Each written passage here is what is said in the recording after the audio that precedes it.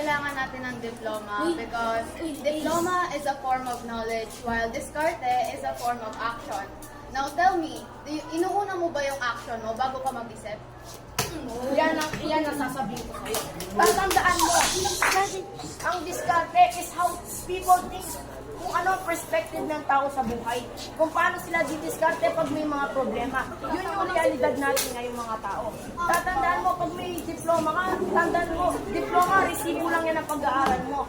Ngayon sabihin na natin, may diploma ka nga, nag-graduate ka ng master's degree, pero hindi ka naman natanggap sa trabaho. Oh. Ngayon, ibabalik ko sa yung question.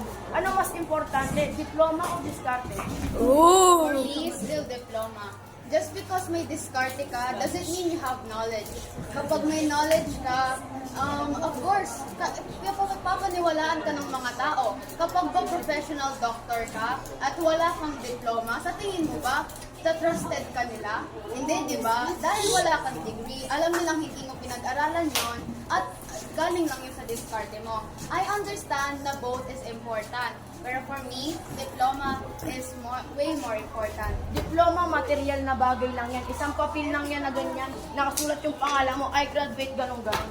Pero paano? Paano mo gagamitin yun kung naghiwalay nga yung pamilya mo? Watak-watak yung pamilya mo. Tatandaan mo, doktor ka pero wala kang maayos na pamilya.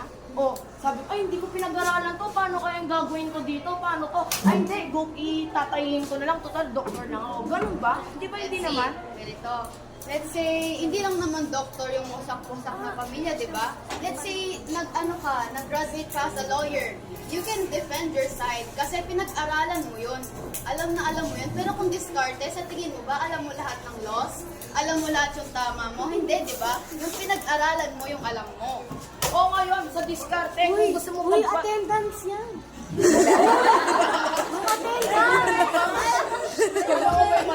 Ngayon, sa diskarte, kailangan mo, ay sa diploma, kailangan mo mag-spend ng money. Hindi ka po sa diskarte, mag-usap na kayo ng mga mama nyo. Ma, sorry sa mga nagawa kong kasalanan. Magpapasuri ka lang, magpapatawad ka lang. Diskartein mo lang na maayos.